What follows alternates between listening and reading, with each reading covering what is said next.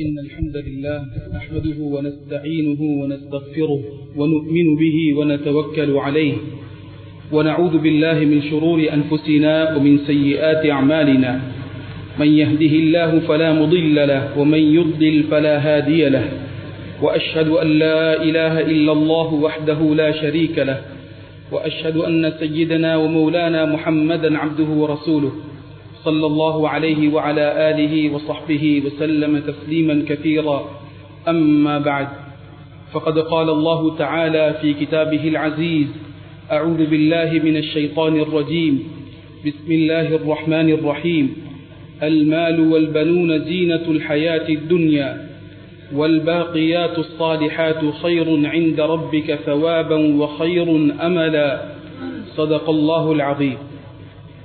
அருளாளன் அன்புடையோன் அல்லாஹ்வின் பெயரை சொல்லி இந்த குத்பா பிரசங்கத்தை ஆரம்பிக்கின்றேன்.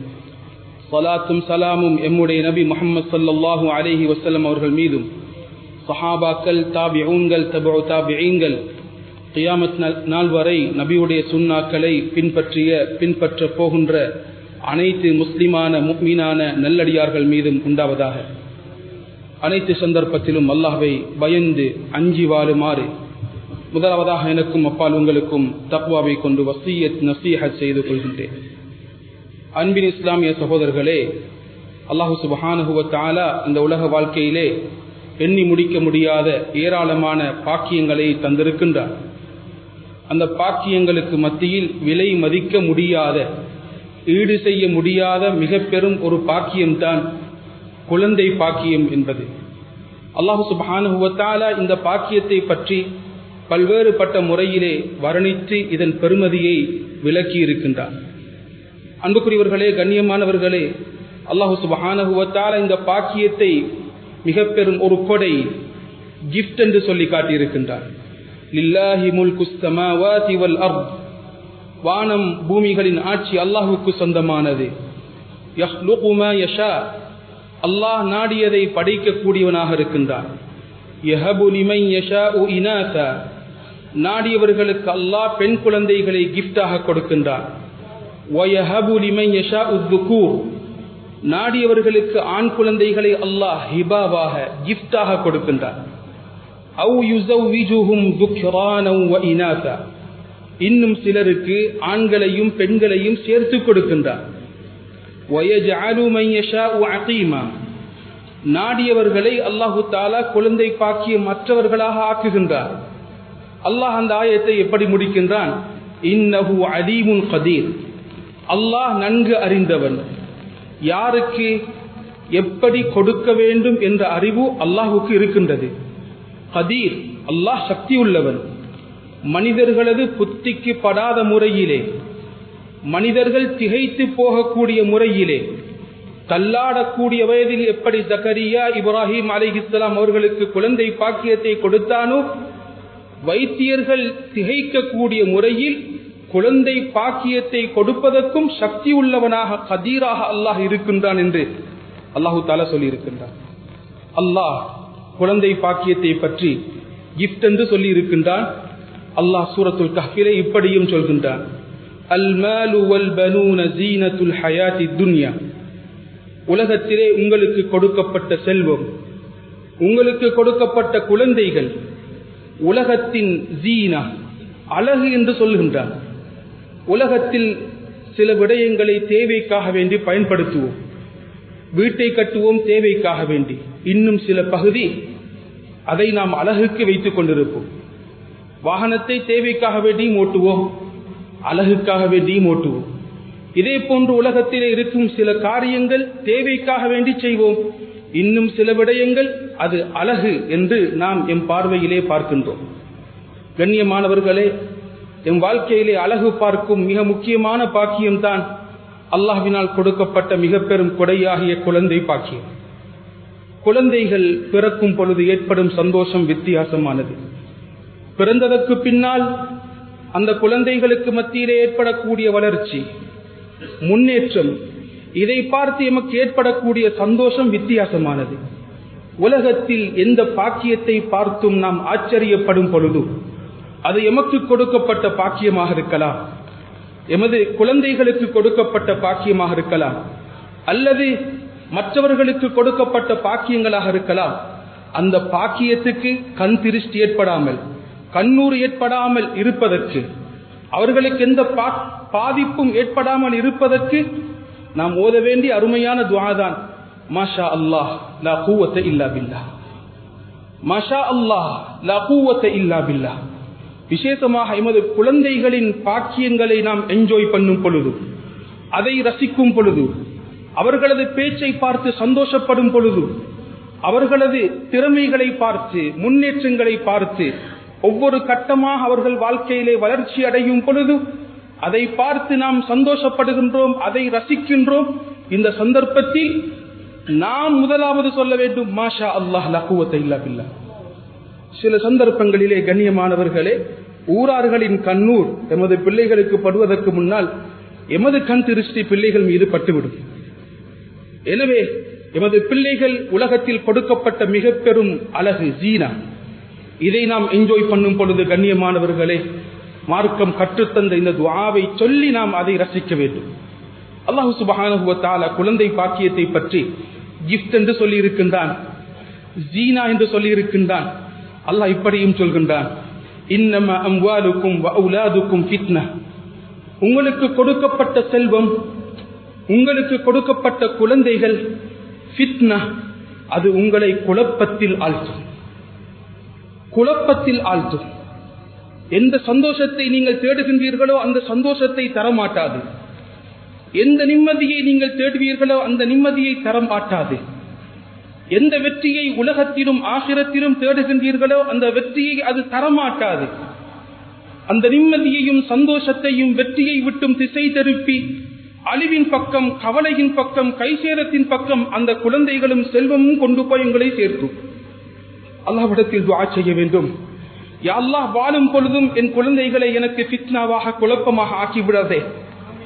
மௌத்தானதுக்கு பின்னாலும் எனது குழந்தைகளை எனக்கு ஃபித்னாவாக ஆக்கிவிடாதே. அன்புக்குரியவர்களே, கண்ணியமானவர்களே, உலகில் பார்க்கின்றோம், எமது நாட்டில் கூட பார்க்கின்றோம். சிலர் வாழும் பொழுது நல்லதை செய்தார்கள், ஆனால் அவர்களது மூத்துக்கு பின்னால் அவர்களது குழந்தைகள் அவர்கள் செய்த நல்ல சேவைகளை அளிப்பதை நாம் பார்த்துக் கொண்டிருக்கின்றோம். அவர்கள் இந்த நாட்டுக்கு, இந்த ஊருக்கு விட்டு சென்ற வக்ஃபுடைய சொத்துக்களை தனது சொத்துக்களாக கையாள்வதை நாம் பார்க்கின்றோம். அல்லாஹ்விடத்தில் துஆ செய்ய வேண்டும், யா அல்லாஹ், எனது பிள்ளைகளை பார்த்து உலகத்திலும் கண்ணீர் வடிக்கும் நிலைமைக்கு என்னை ஆளாக்கி விடாதே. மௌத்துக்கு பின்னாலும் கபரிலும் கஷ்டப்படக்கூடிய ஒரு நிலைக்கு என்னை ஆளாக்கி விடாதே, ஃபித்னாவாக ஆக்கி விடாதே யா அல்லாஹ் என்று துஆ செய்கின்றோம். அன்புக்குரியவர்களே, கண்ணியமானவர்களே, ஜனாசா தொழுகை நடத்தப்படும். ஜனாசா தொழுகையின் கடைசியிலே செய்யக்கூடிய துஆ, அல்லாஹும்ம லா தஹ்ரிம்னா அஜ்ரஹ் வலா தஃப்தின்னா பஅதஹ். யா அல்லாஹ், இவரது கூலியை இழக்க செய்து விடாதே. வலா தஃப்தின்னா பஅதஹ், இவரது மௌத்துக்கு பின்னால் எங்களுக்கு மத்தியிலே எந்த குழப்பத்தையும் ஏற்படுத்தி விடாதே யா அல்லாஹ் என்று நாம் துஆ செய்கின்றோம். நாம் இந்த துஆவை நாம் ஆழமாக உணர்ந்து துஆ செய்ய வேண்டும். அன்புக்குரியவர்களே, கண்ணியமானவர்களே, அல்லாஹ் சுப்ஹானஹு வ தஆலா குழந்தை பாக்கியத்தை பற்றி மிக அழகான ஒரு வர்ணனையை சொல்லி எமக்கு விளங்கப்படுத்துகின்றார்.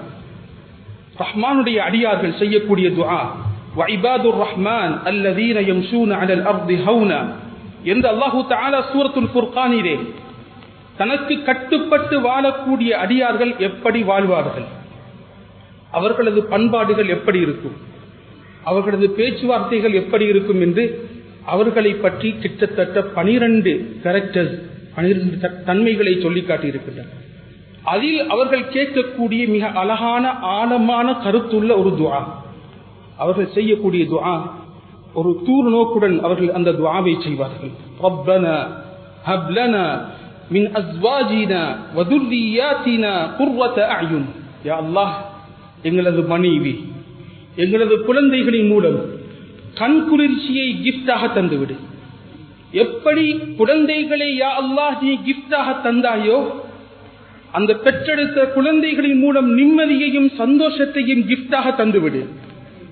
அன்புக்குரியவர்களே, கண்ணியமானவர்களே, பிள்ளைகள் மூலம் நிம்மதியையும் சந்தோஷத்தையும் விலை கொடுத்து வாங்க முடியாது.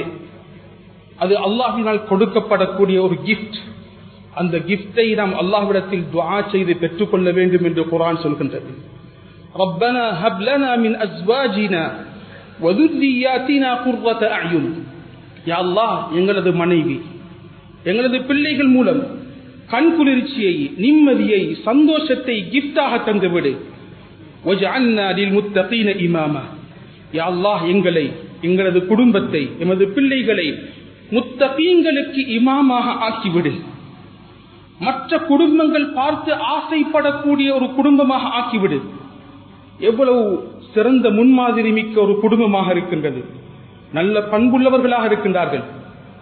அல்லாஹ்வுடைய மார்க்கத்தை எடுத்து நடக்கக்கூடிய, தொழக்கூடிய, அல்லாஹ்வுடைய மார்க்கத்துக்கு கட்டுப்படக்கூடிய ஒரு குடும்பமாக, முன்மாதிரி மிக்க ஒரு குடும்பமாக இருக்கின்றார்கள் என்று எமது குடும்பத்தை பார்த்து மற்றவர்கள் ஆசைப்படக்கூடிய ஒரு இமாமான, முன்மாதிரியான, தலைமைத்துவம் மிக்க ஒரு குடும்பமாக எமது குடும்பத்தை ஆக்கிவிடைய யா அல்லாஹ் என்று அந்த ரஹ்மானுடைய அடியார்கள் துஆ செய்வார்கள் என்று அல்லாஹ் சுப்ஹானஹு வ தஆலா சொல்லி காட்டி இருக்கின்றார்.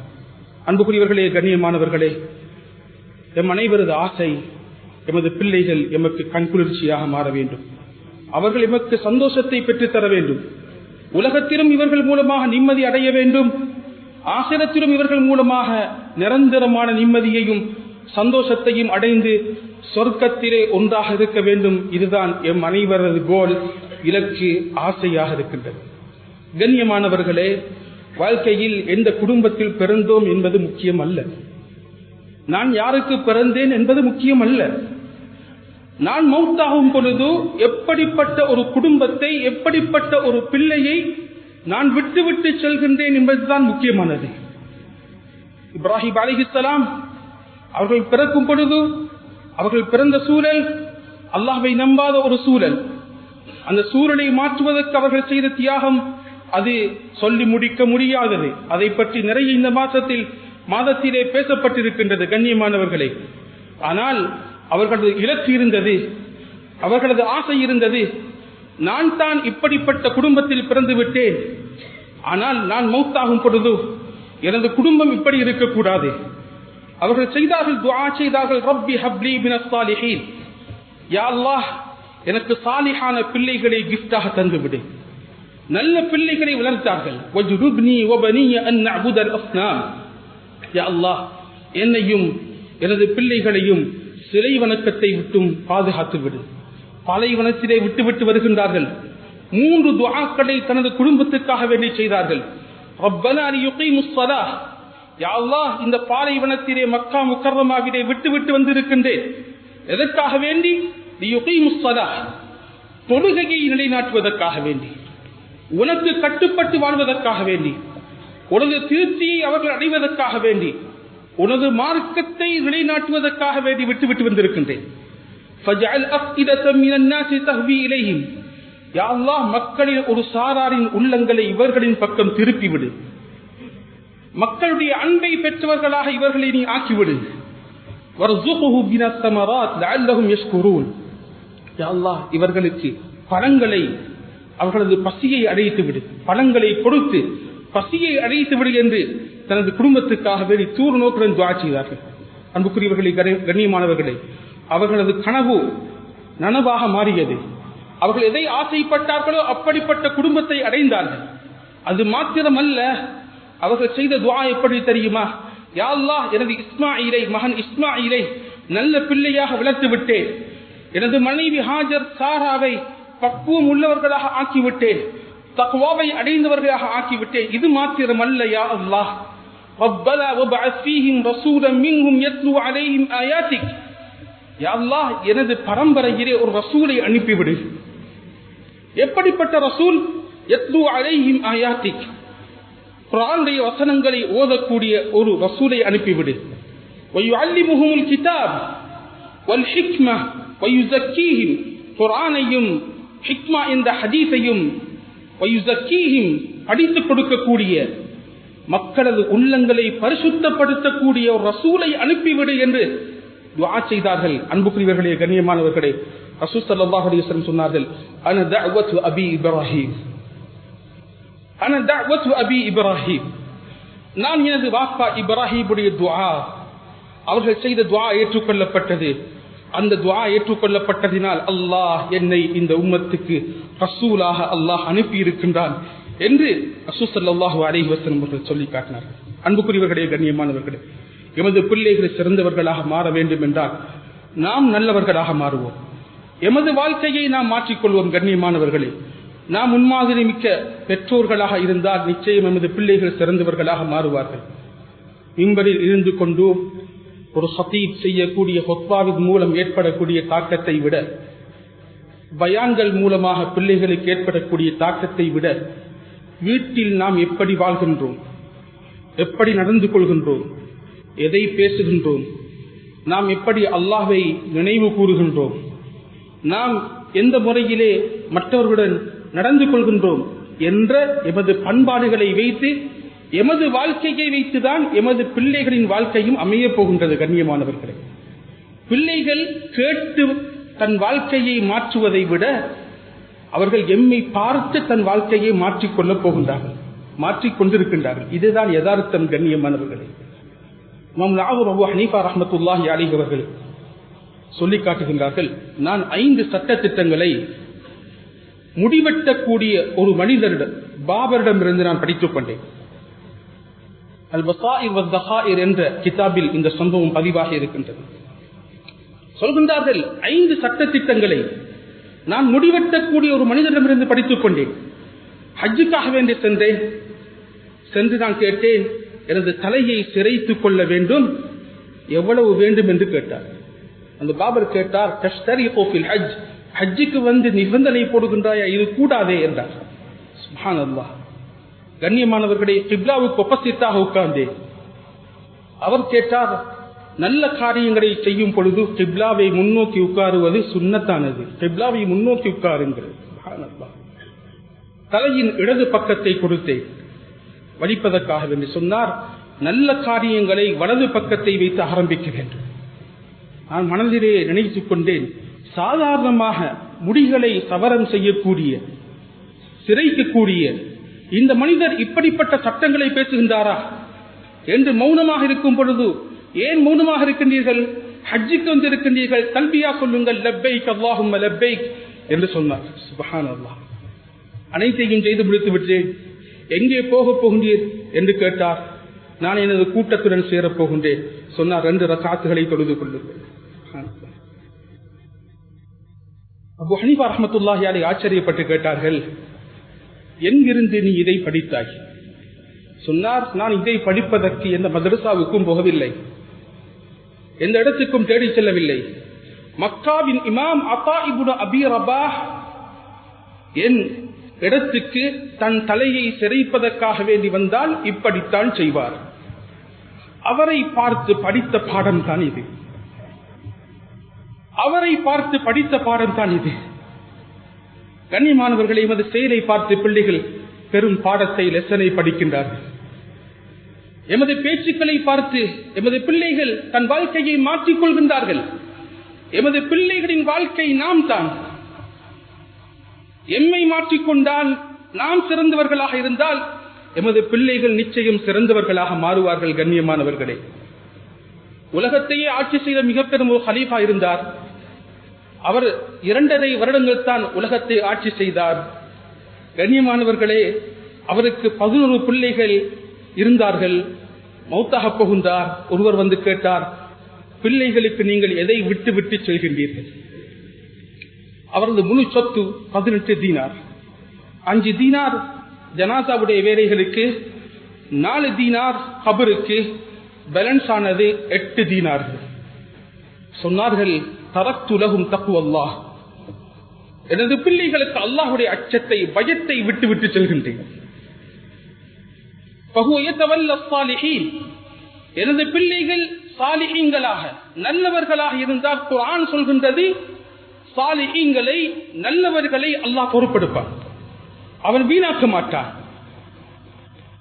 எனது பிள்ளைகள் பாவம் செய்யக்கூடியவர்களாக, அனாச்சாரத்தில் ஈடுபடக்கூடியவர்களாக, அல்லாஹுக்கு மாற்றமான காரியங்களிலே ஈடுபடக்கூடியவர்களாக இருந்தால் பாவம் செய்வதற்கு நான் ஏன் சொத்துக்களை அவர்களுக்கு கொடுத்துவிட்டு செல்ல வேண்டும்? யாரெல்லாம் உலகத்திலே அல்லாஹுக்கு மாற்றமான வாழ்க்கையை வாழ்ந்து கொண்டு பிள்ளைகளை சரியான முறையிலே வளர்க்காமல் வெறும் உலகத்தை மாத்திரம் போக்கஸ் பண்ணி வாழ்ந்து கொண்டிருக்கின்றார்களோ அவர்கள் கேட்க வேண்டிய கேள்வி இது. பாவம் செய்வதற்கு எனது பிள்ளைகளுக்கு நான் ஏன் சொத்துக்களை கொடுத்துவிட்டு செல்ல வேண்டும்? எப்படிப்பட்ட பிள்ளைகளை அவர்கள் உருவாக்கிவிட்டு சென்றார்கள் தெரியுமா? தனக்கு முன்னால் வாழ்ந்த சுலைமான் என்ற ஹலீஃபாவை அடக்கிவிட்டு வருகின்றார்கள். காலை நேரம், துஹாவுடைய நேரம், மகன் அப்துல் மலிக் வருகின்றார். வந்து கேட்டார், பாப்பா என்ன செய்ய போகின்றீர்கள்? சொன்னார், மகனே, இரவு முழுக்க உன் சாட்சாவின் ஜனாதா வேலையிலே ஈடுபட்டிருந்தேன், சற்று நேரம் தூங்கப் போகின்றேன், துஹர் வரைக்கும் என்றார். மகன் அப்துல் மலிக் ஒரு கேள்வியை கேட்டார். அந்த கேள்வியில் தான் அவர் வளர்த்த வளர்ப்பு சரியான வளர்ப்பு என்பதை அது அடையாளப்படுத்துகின்றது. கேட்டார் பாப்பாவிடத்தில், பாப்பா, துஹர் வரைக்கும் வாலிபீர்கள் என்ற நிச்சயத்தை தந்தது யார்? துஹர் வரைக்கும் வாலிபீர்கள் என்ற நிச்சயத்தை தந்தது யார்? அன்புக்குரியவர்களே, கண்ணியமானவர்களே, மகனை கட்டி அணைத்தார்கள். சொன்னார்கள், அல்ஹம்துலில்லாஹி அல்லதி ஜஅல மின் அஸ்லாபி மிஸ்ல ஹாதா. என் பரம்பரையில் நான் பிழையான வழியில் சென்றாலும் என்னை சரிப்படுத்தக்கூடிய, நேரான பாதையை காட்டித்தரக்கூடிய ஒரு பிள்ளையை தந்த அல்லாஹுக்கே எல்லா புகழும் என்று அல்லாஹ்வை புகழ்ந்து கொண்டார்கள். அன்புக்குரியவர்களே, கண்ணியமானவர்களே, நாம் நல்லது செய்தால் நிச்சயம் எமது பிள்ளைகள் நல்லவர்களாக வருவார்கள். நாம் பிழையான வழியில் சென்றால் அதன் தாக்கம் பிள்ளைகளுக்கும் இருக்கின்றது. ஒரு ஆலிம் சொல்லி காட்டுகின்றார், நான் வாழ்க்கையிலே ஒரு தவறு செய்கின்றேன், ஒரு பாவம் செய்கின்றேன், அந்த பாவத்தின் தாக்கத்தை என் வாகனத்திலே கண்டிருக்கின்றேன், என் மனைவியிடத்தில் கண்டிருக்கின்றேன், என் பிள்ளைகள் எனக்கு கட்டுப்படாமல் இருப்பதை நான் பார்த்திருக்கின்றேன். பிள்ளைகள் எமக்கு கட்டுப்படாமல் இருக்கின்றார்களா? என் பேச்சை கேட்காமல் இருக்கின்றார்களா? எவ்வளவுதான் சொன்னாலும் அதை கேட்காமல் அவர்கள் வாழ்ந்து கொண்டிருக்கின்றார்களா? கண்ணியமானவர்களே, எமது வாழ்க்கையிலே ஏதோ ஒரு இடத்திலே ஒரு குறைபாடு இருக்கின்றது, ஏதோ தவறுகள் நடந்து கொண்டிருக்கின்றது. அந்த தவறை தேடுவோம். கண்ணியமானவர்களே, ஹராமான சம்பாத்தியம் எம் பிள்ளைகளின் வாழ்க்கையிலே பெரும் தாக்கத்தை உண்டாக்கும். ஹலாலான சம்பாத்தியம் எம் பிள்ளைகளின் வாழ்க்கையிலே பெரும் முன்னேற்றத்தை உண்டாக்கும். கண்ணியமானவர்களே, குர்ஆன் சொல்கின்றது, யா அய்யுஹர் ருசுல் குலூ மினத் தய்யிபாத் வஅமலூ ஸாலிஹா. ரசூல்மார்களே, நீங்கள் ஹலாலை சாப்பிடுங்கள், வஅமலூ ஸாலிஹா, நல்லதை செய்யுங்கள். ஹலாலை சாப்பிடுவதையும் நல்லதை செய்வதையும் அல்லாஹ் கனெக்ட் பண்ணி சொல்லி இருக்கின்றான், சேர்த்து சொல்லி இருக்கின்றான். ஏன்? யாருடைய வாழ்க்கையில் ஹலால் இருக்குமோ, ஹலாலான சம்பாத்தியம் இருக்குமோ, ஹலாலான தொடர்புகள் இருக்குமோ, அவரது வாழ்க்கையிலே நல்லது உருவாகும், அவரது பிள்ளைகள் நல்லவர்களாக வருவார்கள். யாருடைய சம்பாத்தியம் ஹராமாக இருக்குமோ, யார் மற்றவர்களின் சொத்துக்களை அபகரித்திருப்பார்களோ, மற்றவர்களுக்கு அநியாயம் செய்திருப்பார்களோ, அதன் தாக்கம் அவருக்கும் இருக்கின்றது, அவரது குடும்பத்துக்கும் இருக்கின்றது. அன்புக்குரியவர்களே, கண்ணியமானவர்களே, ஸல்லல்லாஹு அலைஹி வஸல்லம் அவர்கள் கஅப் இப்னு உஜ்ரா ரலியல்லாஹு அன்ஹு பார்த்து சொன்னார்கள், இன்னஹு லா யர்பு லஹ்முன் நுபித மின் ஸஹ்தின். எந்த உடம்பு ஹராமினால் வளர்க்கப்பட்டிருக்கின்றதோ அதற்கு நரகம்தான் தகுதியானது, அழிவுதான் தகுதியானது, அந்த உடம்பை நோக்கி அழிவு வந்து சேரும் என்று நபி ஸல்லல்லாஹு அலைஹி வஸல்லம் அவர்கள் சொன்னார்கள். இந்த ஹதீஸை வைத்து உலமாக்கள் சொல்கின்றார்கள், நாம் ஒரு உணவை சாப்பிடும் பொழுது அதன் மூலமாக எப்படி விட்டமின்ஸ் உடம்புக்கு போய் சேருகின்றதோ, இதே போன்று அந்த உடம்பிலே, அந்த உணவிலே, அந்த கவனத்திலே, அந்த சாப்பாட்டிலே ஹராம் கலந்திருக்கும் என்றால் அதன் தாக்கமும் உடம்புக்கு இருக்கின்றது. யாருக்கு உணவளிக்கின்றோமோ அந்த பிள்ளைகளுக்கும் அதன் தாக்கம் இருக்கின்றது. ஸல்லல்லாஹு அலைஹி வஸல்லம் அவர்கள் ஒரு தடவை வீட்டுக்கு வருகின்றார்கள். ஹசன் ரலியல்லாஹு அன்ஹு அவர்கள் சதகாவுடைய ஈச்சம்பழத்தை எடுத்துக்கொண்டார்கள், எடுத்து வாயிலை வைத்தார்கள். ரசூல் ஸல்லல்லாஹு அலைஹி வஸல்லம் சொன்னார்கள், தஹ் தஹ் சீ சீ என்று சொல்லிவிட்டு ஸல்லல்லாஹு அலைஹி வஸல்லம் அதை எடுத்து வீசினார்கள். சொன்னார்கள், உங்களுக்கு தெரியாதா, சதகா எங்களுக்கு ஹலாலாக மாட்டாது, சதகா எங்களுக்கு ஹலாலாக மாட்டாது. அல்லாஹ் சுப்ஹானஹு வ தஆலா ஹதியாவை மாத்திரம் தான் எங்களுக்கு ஹலாலாக ஆக்கி இருக்கின்றான். என்று ரசூல் ஸல்லல்லாஹு அலைஹி வஸல்லம் சொல்லி காட்டினார்கள். அன்புக்குரியவர்களே, கண்ணியமானவர்களே, ஹலாலான சம்பாத்தியத்தை வாழ்க்கையில் உருவாக்கிக் கொள்வோம். மோசமான தொடர்புகள், ஹராமான உறவுகள் என் வாழ்க்கையில் இருக்கும் என்றால் அதை நாம் நிறுத்திக் கொள்வோம். கண்ணியமானவர்களே, யாரது சொத்தை நாம் அபகரித்திருந்தால் அதை உடனே தேடிச் சென்று, கண்ணியமானவர்களே, எமது பிள்ளைகளின் ஃபியூச்சர் சரியாக வேண்டும் என்றால் அதை பாதுகாப்பதற்காக வேண்டி நாம் அனைவரும் அதை கொடுத்து விடுவோம். கண்ணியமானவர்களே, உலகத்திலே சம்பாதிப்பது நிம்மதியாக வாழ்வதற்கு, சந்தோஷமாக வாழ்வதற்கு. இதைவிட சந்தோஷம் இருக்கின்றது மறுமையிலே. நானும் எனது குடும்பமும் எனது பிள்ளைகளும் மறுமையிலே சந்தோஷமாக இருக்க வேண்டும், நிம்மதியாக இருக்க வேண்டும். கண்ணியமானவர்களே, இங்கே இருக்கக்கூடிய ஒன்று கூடல் நிம்மதி தற்காலிகமானது. ஆனால் அங்கே இருக்கும் ஒன்று கூடல் நிரந்தரமானது.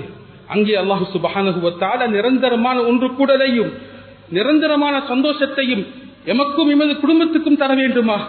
அல்லாஹ் சொன்ன முறையிலே, ஹலாலான முறையிலே எமது வாழ்க்கையை அமைத்துக் கொள்வோம். கண்ணியமானவர்களே, பிள்ளைகளை கண்காணிப்பது, பிள்ளைகளுக்கு வழிகாட்டல்களை கொடுப்பது எமது மிக பெரும் பாரிய பொறுப்பாக இருக்கின்றது. ரசூல் ஸல்லல்லாஹு அலைஹி வஸல்லம் ஹதீஸிலே சொன்னார்கள், அலா குல்லுக்கும் மஸ்ஊலுன் அன் ரஅய்யதிஹி, உங்களில் ஒவ்வொருவரும் தன் பொறுப்பை பற்றி நாளை மறுமை நாளையிலே கேள்வி கேட்கப்படுவீர்கள். ஒரு தந்தை தன் குடும்பத்தை பற்றி, தன் மனைவியை பற்றி ஒருவர் கேட்கப்படுவார் என்று ஸல்லல்லாஹு அலைஹி வஸல்லம் ஹதீஸிலே சொல்லி காட்டினார்கள். பிள்ளைகள் நல்லதை செய்யும் பொழுது அவர்களை பாராட்டுவது, அப்ரிஷியேட் பண்ணுவது ஒரு தந்தையின் மிக பெரும் ஒரு பொறுப்பாக இருக்கின்றது. ஒரு சிறந்த ஒரு தலைமைத்துவம் மிக்க ஒரு தந்தை எப்பொழுதும் பிள்ளைகள் நல்லதை செய்யும் பொழுது கண்டும் காணாத போல் இருக்க மாட்டார், அதை பாராட்டக்கூடியவராக இருப்பார். கண்ணியமானவர்களை, பிள்ளைகள் பிழையான வழியிலே செல்லும் பொழுது, தவறான வழியிலே செல்லும் பொழுது அதை முறையாக அன்பாக அவர்களை அணுகி அவர்களுக்கு புத்திமதி சொல்வது, அவர்களை திருத்துவதற்கு முயற்சிப்பது எமது மிக பெரும் கடமை. கண்ணியமானவர்களே, பிள்ளைகளுக்கு எப்பொழுதும் உயர்ந்த பண்பாடுகளை சொல்லிக் கொடுக்க வேண்டும். அல்லாஹ் சுப்ஹானஹு வ தஆலா ஒரு மனிதரின் பெயரிலே ஒரு சூறாவை வைத்திருக்கின்றார். அவர் நபியா ஹக்கீமா என்பதிலே உலமாக்களின் மத்தியிலே கருத்து வேற்றுமை இருக்கின்றது. அதிகமான உலமாக்கள் சொல்கின்றார்கள் அவர் ஒரு ஹக்கீம், விஸ்டம், ஹிக்மா கொடுக்கப்பட்ட ஒருவர். அவருடைய பெயர் லுக்மான். இவரது பெயரிலே ஒரு சூறாவை அல்லாஹ் வைத்திருக்கின்றான். ஏன் இவரது பெயரிலே ஒரு சூறாவை வைத்திருக்க வேண்டும்? அவர் தன் மகனுக்கு, தன் பிள்ளைக்கு செய்த அழகான, மிக உயர்ந்த, பண்பாடு மிக்க, பெருமதியான 12 புத்திமதிகளை சொல்லி இருக்கின்றார். அல்லாஹுக்கு இணை வைக்காதே, பெற்றோர்கள் நல்ல முறையில் நடந்து கொள், அல்லாஹுக்கு மாற்றமான காரியத்திலே ஈடுபடாதே, தொழுகையை நிலைநாட்டு, நன்மையை ஏவு, தீமையை தடு, உலகத்திலே வாழ்க்கையில் ஏற்படக்கூடிய சோதனைகள் மீது பொறுமையாக இரு, பெருமை அடிக்காதே, மக்கள் உன்னை சந்திக்க வரும் பொழுது கன்னத்தை திருப்பி விடாதே, பெருமையுடன் நடக்காதே, நடுத்தரமான முறையிலே உனது நடையை அமைத்துக்கொள், நீ சப்தம் விட்டு பேசாதே, நீ உனது சப்தத்தை தாழ்த்திக்கொள், மிக மோசமான சப்தம் கழுதையில் சப்தம் என்று சொன்ன இந்த அழகான பெருமதி மிக்க வழிகாட்டல்களை ஒவ்வொரு தந்தையும் பிள்ளைகளை வைத்து சொல்லிக் காட்ட வேண்டும். கண்ணியமானவர்களே, இதே வந்து பாரிய பொறுப்பாக இருக்கின்றது. கண்ணியமானவர்களே, பிள்ளைகள் எந்த வழியில் தான் சென்றாலும் அல்லாஹ்விடத்தில் அவர்களுக்காக துஆ செய்வதிலே ஒரு நாளும் சடைவடையக்கூடாது. அந்த துஆ நிச்சயம் பிள்ளைகளை மாற்றும். பிள்ளைகளை ஏதோ ஒரு முறையிலே வளர்த்திருப்போம், அவர்கள் பிழையான வழியில் சென்றிருப்பார்கள். இன்னும் சந்தர்ப்பம் இருக்கின்றது, அல்லாஹ்விடத்தில் இன்றிலிருந்து கையேந்து துஆ செய்வோம், அந்த துஆ ஏற்றுக்கொள்ளப்படும். ரசூல் ஸல்லல்லாஹு அலைஹி வஸல்லம் சொன்னார்கள், 3 துஆக்கள் அல்லாஹ்விடத்தில் ஏற்றுக்கொள்ளப்படும். அநியாயம் செய்யப்பட்டவர் கேட்கக்கூடிய துஆ, ஒரு ட்ராவலர் பயணத்தில் இருக்கக்கூடியவர் கேட்கக்கூடிய துஆ, தஅவத்துல் வாலித், ஒரு தந்தை கேட்கக்கூடிய துஆ, ஒரு தந்தை கேட்கக்கூடிய ஒரு துஆ, இது வீணாகி போக மாட்டாது, எந்த திரையும் இல்லாமல் அல்லாஹ்விடத்தில் ஏற்றுக்கொள்ளப்படும் என்று ரசூல் ஸல்லல்லாஹு அலைஹி வஸல்லம் ஹதீஸிலே சொன்னார்கள். ஒவ்வொன்றுக்கும் ஒரு நேரம் இருக்கின்றது. கண்ணியமானவர்களே, வாழ்க்கையிலே ஒன்றை அடைய வேண்டும் என்றால் எத்தனையோ வருடங்கள் முயற்சிக்கின்றோம். இதே போன்று பிள்ளைகளுக்காக வேண்டி துஆ செய்ய வேண்டும். அந்த துஆ அது நனவாக, அந்த கனவு நனவாக மாற வேண்டும் என்றால் கண்ணியமானவர்களே, அதற்கும் ஒரு நேரம் இருக்கின்றது. அந்த நேரம் வரைக்கும் துஆ செய்து கொண்டே இருப்போம். எம் வாழ்க்கையில் கண்ணை விழித்துக் கொண்டிருக்கும் பொழுது, வாழும் பொழுது மாற்றத்தை காணாவிட்டாலும் நிச்சயம் மௌத்துக்கு பின்னால் அல்லாஹ் மாற்றத்தை உண்டாக்குவார். மௌத்துக்கு பின்னால் அல்லாஹ் நிச்சயம் மாற்றத்தை உண்டாக்குவார். ஒரு தந்தை வந்தார், வந்து சொன்னார், ஹஸரத், எனது பிள்ளைகளுக்கு எவ்வளவு சொல்கின்றார்கள் இல்லை, பயங்கரமான ஃபித்னாவிலே மாற்றியிருக்கின்றார்கள். நான் தஹஜ்ஜுத் தொழுகின்றேன், நான் துஆ செய்கின்றேன், நல்ல வழிகாட்டல்களை சொல்கின்றேன், ஆனால் ஏற்றுக்கொள்ளாமல் இருக்கின்றார்கள். நான் சொன்னேன், நீங்கள் செய்வதை செய்து கொண்டே இருங்கள், நிச்சயம் அல்லாஹ் பிள்ளைகளை மாற்றுவார். நாம் நல்லவர்களாக இருந்தால், நாம் அல்லாஹ்விடத்தில் கையேந்தி துஆ செய்தால் நிச்சயம் அல்லாஹ் துஆக்களை கபூல் செய்வார். கண்ணியமானவர்களே, ஒருவர் இருக்கின்றார், அவர் 2 ஹரம்களுக்கும் இமாமாக இருக்கின்றார்.